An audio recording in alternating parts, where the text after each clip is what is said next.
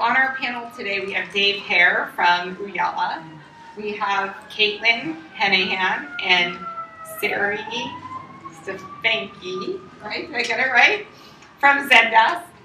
Todd Eby from Five9, and then Rob Castaneda from ServiceRocket. So our topic for today is how to align CSM with services, support, and training. That's actually, I own the services and support side at Gainsight and then work with my counterparts and did a similar thing in Marketo, which is where I was previously. So without further ado, I'd like to hand it to our first speaker, who is Dave Hare. Thanks, Dave. Thank you. You can just use the Yeah, and I want to congratulate you on being able to pronounce our company's name correctly. So usually we hear everything from ooh la la to Ooyala. But what we really do as a company is we harness the power of big data for broadcasters, operators, and media companies to build more engaged audiences.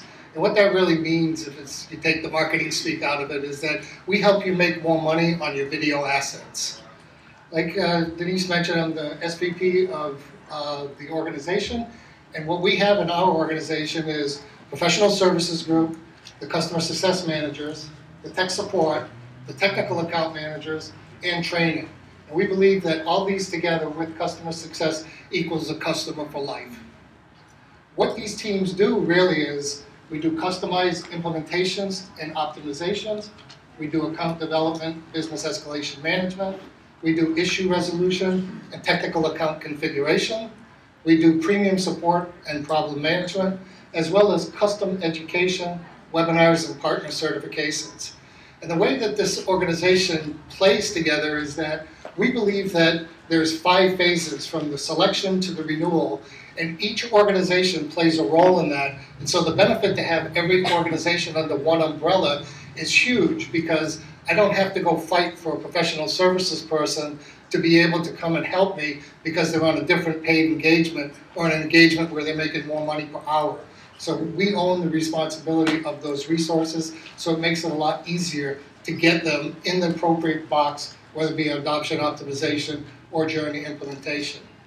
It also makes it easier to have a common reward structure, compensation structure for them, so that they're all incented to work together for the success of the customer. There's nobody in any other organization other than our product team and our finance team that works with the customers, but because we have such a large organization covering multiple disciplines, we're able to better leverage response from our product team. So for example, we get a higher priority on requests for new features because of our organization. On the finance team, we get better insight into them because we're the direct facing company, customers, and we also have professional services, which is a P&L, and also our TAMs, which we use as a P&L as well. So we've got the whole full life cycle, and it's a big benefit to help our customers be successful. Let me introduce Caitlin and Sary.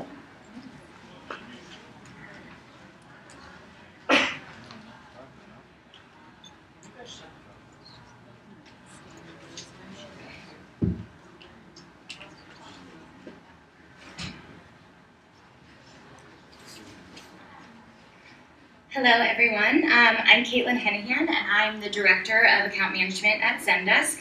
I'm here with my counterpart Sary Stefanki, who's the Director of Global Customer Success at Zendesk. And you may be wondering why there's 2 of us standing up here today, and that's really because we actually both represent customer success. We're tied from a revenue standpoint and renewals and adoption and optimization. So do you want to give a little bit of background of who you are, Sary? Sure. So I came to Zendesk about a year ago, and prior to that I was at an enterprise company doing social media management software called Hare of Ooyala. But before that I was actually in politics, which is the ultimate form of customer success, dealing with constituents and voters. So I have earned my stripes there, and now applying those kind of key things of communication and making people happy across our customer base at Zendesk. Great. So hopefully you guys were able to tune into Marcus Bragg's presentation in this room 2 sessions ago. You'll know that Zendesk is a platform that helps bring organizations closer to their customers. So through the help of customer success, we're helping to drive value out of the gates. What I'm going to talk about here is the evolution of the customer success team, specifically how it became an account management team that was driving revenue and renewals and turned into a team that is trying to force adoption, launch, and optimization. And Sary's going to be covering the second 2 bullets. Sorry, I am going to focus on what happened as we evolved and grew and added customer success into the mix and how we use data to apply where we can align with support, because obviously we're support software, so it all grew from support. So that's a key partnership that we have, as well as services. And we'll get a little bit more into that and how data tied it all together. So I'll start with the evolution.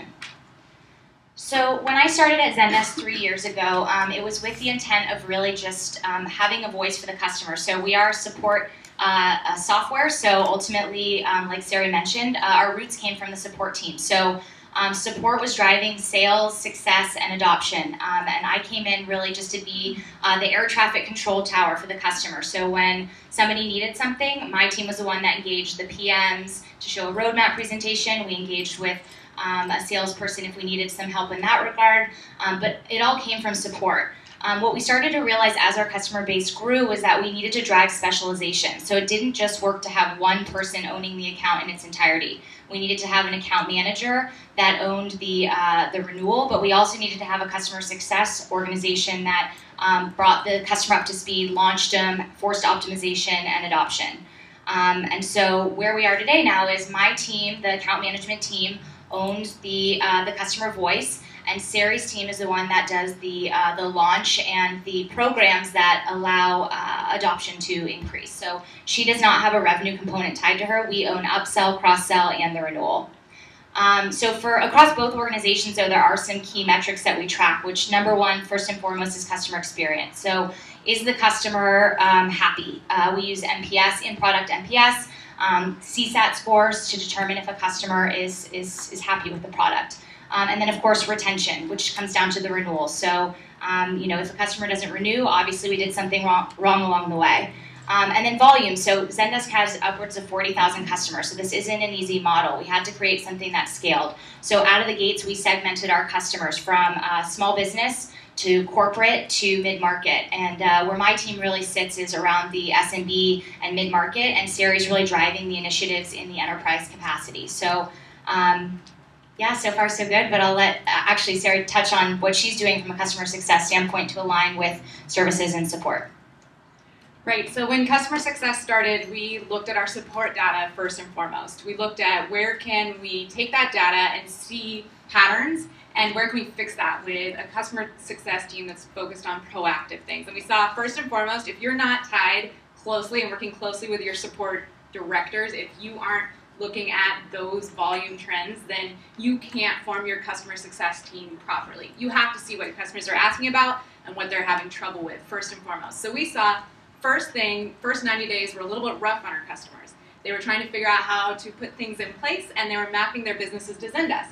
So we created a launch guidance team that aligns with a certain threshold of customer that basically allows them to have free training and a CSM to guide them for the first 60 days or so.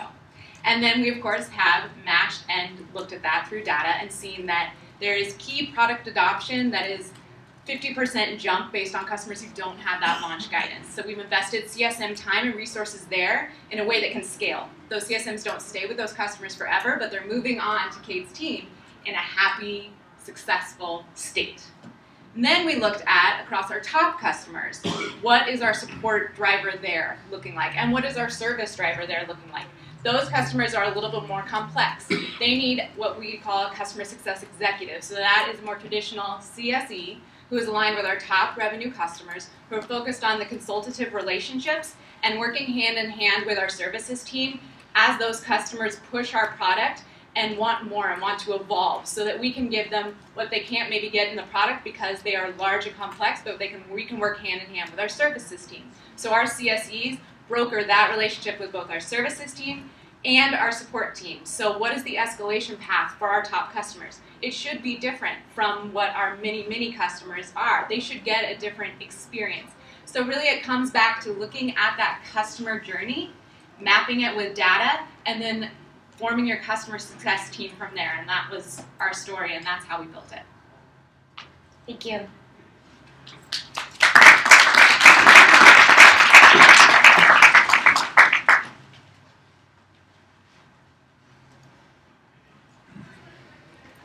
Hello, my name is Todd Eby, and I'm the Vice President of Professional Services for Five9. A little bit about Five9. Essentially, with all the marketing speak aside, we took the power of the cloud and the accessibility, and we applied it to the contact center model. Essentially, what that did is that enabled folks that were at the lower end of the market in terms of the money that they had to spend to access the same powerful solutions that you would see in the Fortune 100. So what it enabled us to do is basically bring the power of a contact center down to mom and pop, SMB, as well as enterprise clients worldwide. A little bit about customer success at Five9. I didn't want to put up a bunch of slides with segmentation models. I just wanted to focus on the core mission. And really what it's about is summed up in the manifesto. Very straightforward. We focus on our customers' success. We empower them to be successful. We teach them to fish, in essence. We basically do this by understanding what success means for them. If you don't start out understanding what success means to your customers, ultimately what you deliver is your success, not necessarily theirs. We basically do this by obsessively focusing on what it takes to make them successful. The services, the support, the education that gets them there and enables them to basically truly realize their vision. We recognize the fact that without making our customers successful, we're never going to be successful. I think that kind of summed up what I was trying to convey in terms of what our mission is. How we accomplish that is a little bit of a challenging situation. Unlike Dave, we didn't have all of our ducks in a row. They weren't all in the same basket, so to speak, in terms of the egg metaphor. They were spread across disparate silos, and what it really caused us to do is take a step back as we realized that we needed to grow if we were going to hit our target of 100 million and have a successful IPO. So we looked at our churn rates, we looked at our revenue, and we realized that we were, in essence, in most cases, our own worst enemy. So what we did is we took a step back and we basically focused on 6 key things to basically create a partnership-based success team. So the first thing is the map. So mission, alignment, and planning. We basically brought all the core stakeholders together and we really focused on putting on paper what success meant in each of the different silos and understanding that while everybody wanted to do the right thing, they didn't always do it. And so we wanted to get that alignment in place and have a plan that really drove us all towards that single pointed outcome. We did that by aligning around the customer journey. It was one of the funnest meetings that I ever have held when we sat down and instead of, oh, let's see where they touched here and where they touched there, instead we went in reverse. We literally said, how do we piss off our customers? And we started looking at all the pain points, all the glass that they had to go through at different stages of their journey to be successful. And we started pulling those pieces out so that it became, instead of having a conversation about a customer experience, it's always interesting because when people talk to me about customer experience, I wonder, well, if they're having an experience, what does that mean? Shouldn't it just happen? Shouldn't it just be seamless? They really shouldn't be experiencing anything. They should be like, oh, that was easy. And so we really aligned around that journey to make the customer experience seamless and not painful. We segmented our approach. So what we did is we looked at our customer base. When I started, we were primarily focused on the SMB market. We were moving up into the enterprise, and we recognized that a team of 5 wasn't going to cut it, and we had to grow. But as with a lot of startups, we didn't have a blank check. So we had to figure out a way to address our customers in a fashion that essentially met with what they meant to us. And I know that seems a little harsh, but it's the only way that you can really look at the way that you handle your customers and address them in a way that scales up as you have the ability to deal with them. And obviously, as you have more ability to deal with them at the different segments, you improve the level of service. We modeled our customer engagement. So we used an engagement model to basically dictate how things were going to flow. One of the biggest pain points that we had to address, in essence, was the fact that you have three separate groups. You had sales, services, and support, and the handoff points were points of friction, and we had to identify what happened before and after, so the gives and gets, and put a contract in place to get everybody to understand when you want them to come into here, you need to provide this. And by putting that contract in place, it became something that we could essentially instrument and measure and manage that handoff so that we didn't have things that just happened and all of a sudden you're 3 steps down and you realize, oh, we forgot that.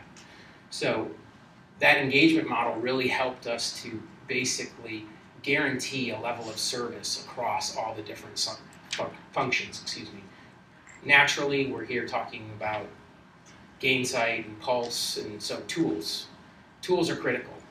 Obviously, you have to have the processes in place that the tools enforce, but without the tools, you're in a reactive stance. There's only so much that you can get away with Excel and elbow grease. You have to bring in tools to enable you to get off of your heel and become proactive. And then lastly, you have to look at incenting the behavior. So you need to tie the behavior that you want, the outcomes that you want, to folks' compensation, and to basically drive the point home, measure it, manage it, and incent them to get the behavior that you want. In essence, that's what we did at Five9. It enabled us to go from 10 million in revenue to 100 million in less than 5 years, take our churn from high single digits down to low single digits. And we had a successful IPO at the beginning of last month. So the results are there. It can happen. You can do it across multiple silos, and you can do it in partnership. You just have to pay attention to the fundamentals, and those are them.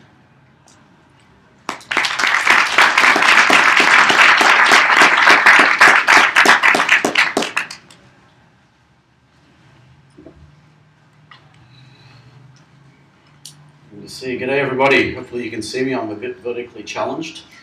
And I'm the last speaker between everyone and free beer. So, excellent. So, I started ServiceRocket in 2001 in Sydney, Australia.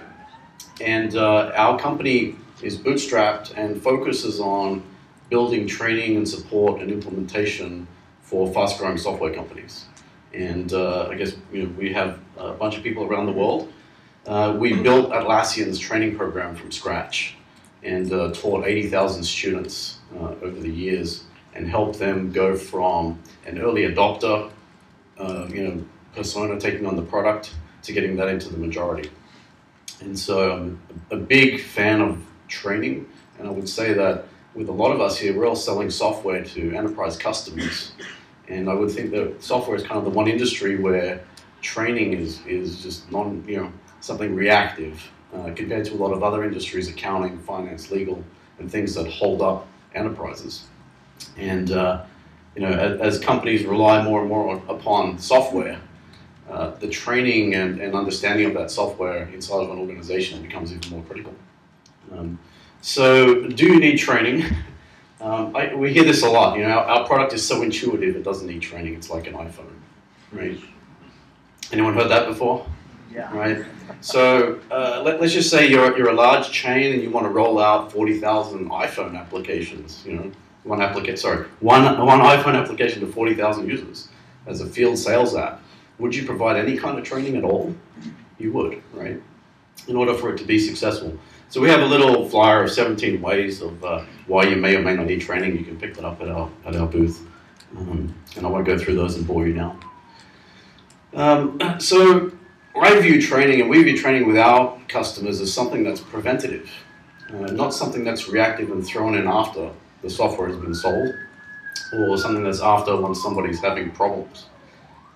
Alignment of success is about empowerment.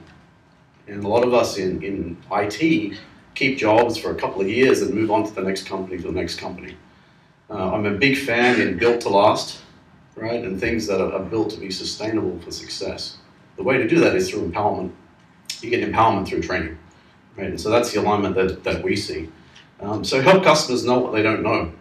Don't get to the end of the project and the customer realizes, oh, there's a feature for that? We didn't know that, right? So provide the tools for the promoters and champions. Trying to force an early adopter through training is like pulling teeth, but sell the training to the early adopter as a way for them to get the early majority on board. And give them the tools to do that and provide pathways. Not just here's a link to a bunch of videos, go for it, right? If you're selling to an enterprise, the software you sell is trying to change the balance sheet or the income statement of the customer.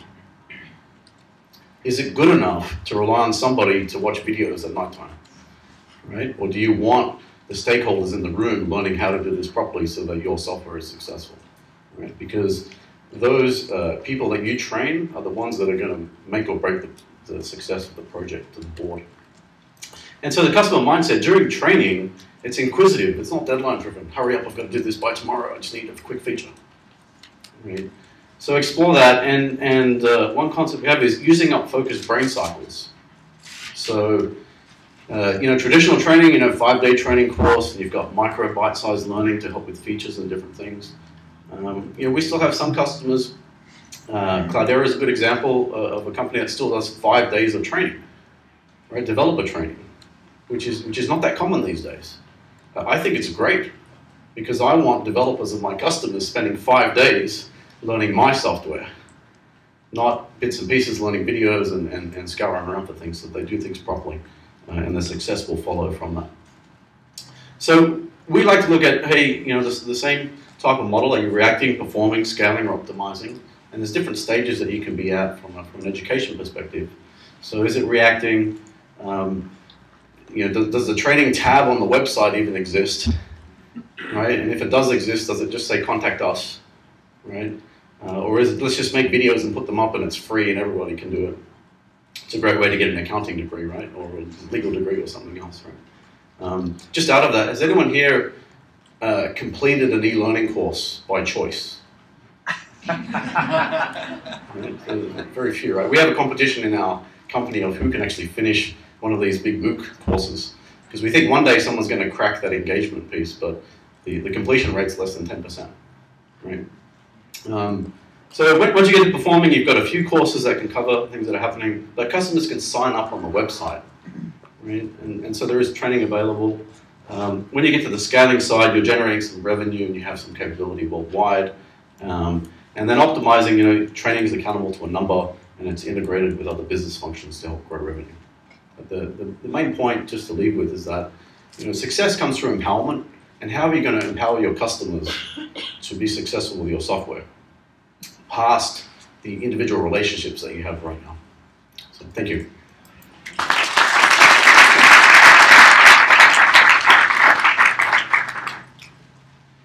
Great. Now they've all teased you with a bunch of different ideas and different models about alignment. So we thought we'd actually, since we do have limited time, offer it to the audience first for questions. But if you don't have some, we have some. Back over there. Hi, I have a question. I guess this is general. But at what point in like, because you guys are pretty larger companies, but at what point did you have separate groups doing support, training, and customer success? I know a lot of companies, they have support first, and then they move into customer success. We're the opposite, so we have customer success. And right now our CSMs are doing training, they're doing support, they're service. So I'm curious as to when that's actually fully separated out. Now, could people hear that question? Okay. Anyone first?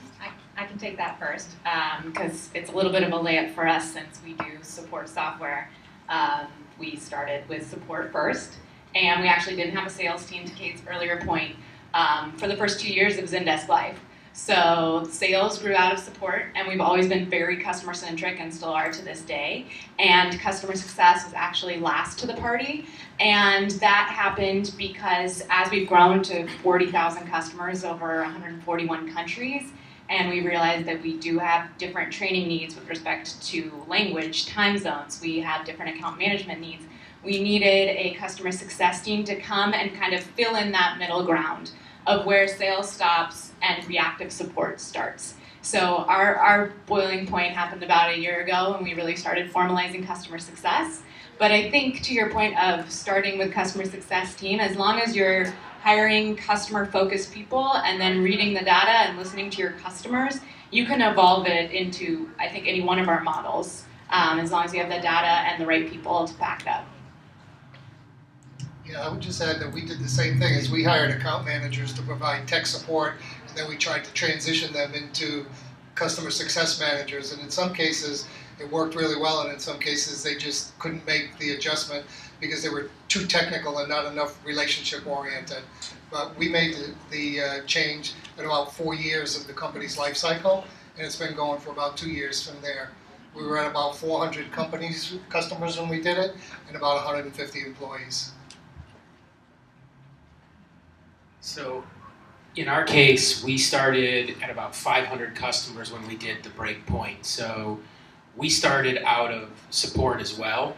And when I joined the company about 5 years ago is when we broke out services and we started really exploring what it meant to focus on customer success. We, up until that point, had been really focused on a very short onboarding cycle and then break-fix support. And as you can imagine, there were some challenges there. There was not any training resources to point to. So at that 500 or so customer point, we started to basically move up market and have to break out to allow for specialization. And out of that came a desire to basically plug the gaps that we recognized in that customer pain meeting that I mentioned earlier. And education came out of that. Alignment came out of that, with making sure that you sat down with the sales engineers and got them invited to the party so that you were sure that what you were selling at the front end was successful, and so that customer success could then carry the torch after onboarding was complete and after education had been involved in the cycles. And then they could tuck back into, as needed, services or education to basically then help a customer with a new release or with a pointed problem. Yeah, just very quickly, I think it depends a little bit on where in the curve you're, am I there? Hello, yeah. So it depends whereabouts in the curve I think you're selling, but also training can be used for onboarding, right? So you'd be surprised how many software companies you can ask 3 different people to demonstrate the software, or a bunch of people in the company, and how many of them can actually demonstrate the product. It's a good way to start. I'll just jump on the end of Rob's comment there. Essentially, it's your customer makeup too. For us at Zendesk, our support extends past just customer support, so that infrastructure was also supporting the trialers and the people that were using the product. So I think it depends on, is your support team going to be only working with existing customers? Are you trying to drive conversion rates from the front end of the sales cycle? That's certainly going to influence how big you want to make your support organization, or when to make the cutover from CS to support. Gentleman in the back.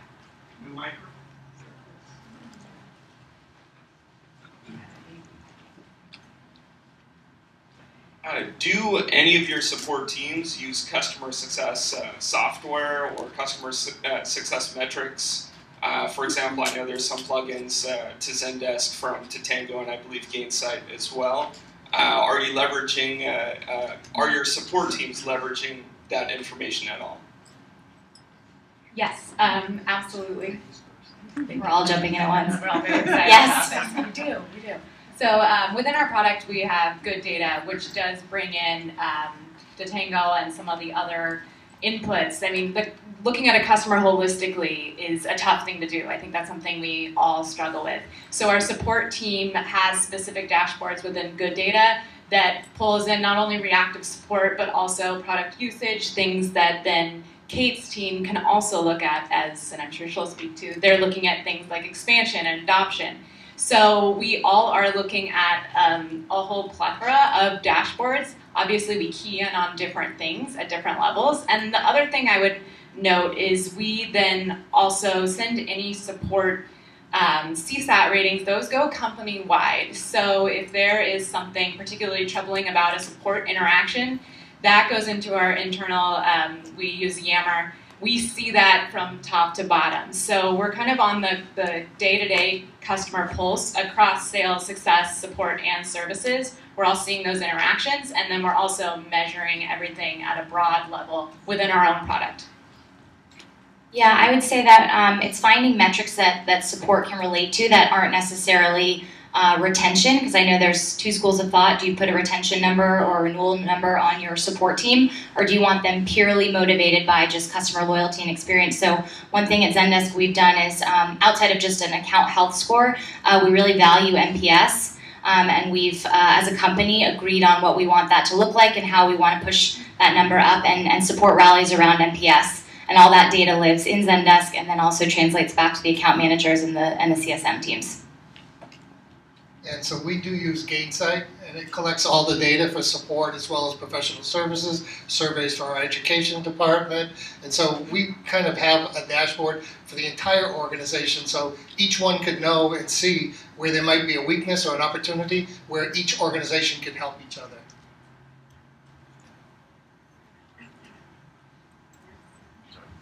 Gentleman back. So a couple of people had mentioned the gives and the gets as far as passing it along, and we have that same setup where there's account executive, inside sales rep, systems engineer. You know, you've got all these different people along the line. How are you making sure that that takes place? Is there a kind of a warm handoff, a phone call, or a visit, or is it just simply like email or notes and Salesforce? Just expand on that a little bit. Sure, it's all of the above. So early on, we discovered that you can't just start with good intentions and expect folks to do what they're going to do just without having any sort of form and function behind it. So we instilled a process, and we basically, in short, we made it very much a warm handoff, because it's very easy if you just put a form out there or you put notes in Salesforce to get 3 sentences and expect that that's going to sum up 18 months of your experience selling to this customer and set onboarding up for success. Not so much. It's not going to work that way. So a good example of what we've done is, and I'll use an enterprise case as an example because it's the most high-touch model. We will essentially, when we go through contract, we'll do a contract review with the customer to make sure that onboarding, the SE, and the sales staff, as well as the TAM, so the CSM function that's assigned, understands what was sold, why it was sold, and the expectations that were set. Obviously, ahead of that, there's going to be an internal call that's going to basically be a review of that information. When we go to the customer site to do the kickoff and discovery sessions, those are actually led by the sales engineer. So the onboarding, the services folks, are there taking copious notes. Basically what we're doing is we're introducing our onboarding resources to the customer. We're establishing them as being the experts, but we're not dropping them in cold. So there's that relationship that you built through the sales cycle, and then there's essentially the proof point that the SE was involved and that they architected a solution that wasn't a mismatch and that we can deliver. And the same holds true through each step in the process. The same thing when it gets transitioned into base after we're done with the onboarding function. The TAM has been involved at the outset of the process and has been kept in the loop through the entire onboarding, knows about all of the wins and the challenges, and when that handoff happens, an internal handoff, there's a run book, an associated documentation, so a functional spec, if you will, that's provided, not just 3 lines in Salesforce and here you go, a review of any open cases, feature requests, etc., and then there's a warm handoff with the customer so that they understand that the onboarding person was brought as an expert, they're now coming out of the loop, and the TAM is going to be there to help them as they expand their usage and move through their life cycle. So that would be a number of those people going physically on site and then some maybe WebEx to the TAM? Absolutely, it's a blend. Obviously with your premier customers, everybody's on site, everything's on site. I mentioned the segmentation model. As you drop down the pyramid, it becomes more of a remote handoff, and sometimes, at the lower end, when you're talking about high volumes, there's still emails and WebExes conducted to make that handoff. And that really smooths out the flow, and the customer comes through that feeling like they've been ushered through, handheld through the process, and that everybody's vested in their success. And the key thing is the relationship, right? You maintain the relationship through the entire process. Software isn't perfect. That doesn't mean that your service doesn't have to be. Other questions? Yeah, the back is very popular today. So, okay, perfect. All right, so my question is pertaining to the learning curve of the client, especially given a technical software as a service, which kind of like Todd was saying, how, do they need training, do they not? But our clients definitely do, and currently we're sort of treating it progressively, like you take your baby steps and then you take bigger steps. How do you all, or if one of you could answer this, treat that sort of learning curve throughout the training process and the adoption of your program and usage, concurrently with the fact that it's not a professional service, but you're just trying to give the best service you can? I'll do a quick. We have a couple different thoughts, I think, and I'm sure Mr. ServiceRocket has a thought or two. But I can. But for us, we look at, despite the fact that there are technical aspects to training, we want it all to be value-driven and goal-driven up front. So we expect that our sales teams are discovering those goals and what the customer is trying to do, and that then our CSMs can map what that first onboarding experience looks like from a technical perspective, how in-depth it's going to be and how advanced it needs to be based on what their goals are and the complexity of the company itself. So we really do tailor it based on the partnership we have with our sales team and what they do in discovery early on. Thank you. Very quickly, I think it's, for us, what we do is just map out the personas that are involved and then work out what they need and also what they need for themselves or what they need for the rest of the team that they're working with, rather than force-feeding everybody to sit every course. Great, thanks. The only thing I would say is that, particularly with really complex software solutions, the reality that you're dealing with is that the initial solution that they deploy is not often where they're at a year down the road.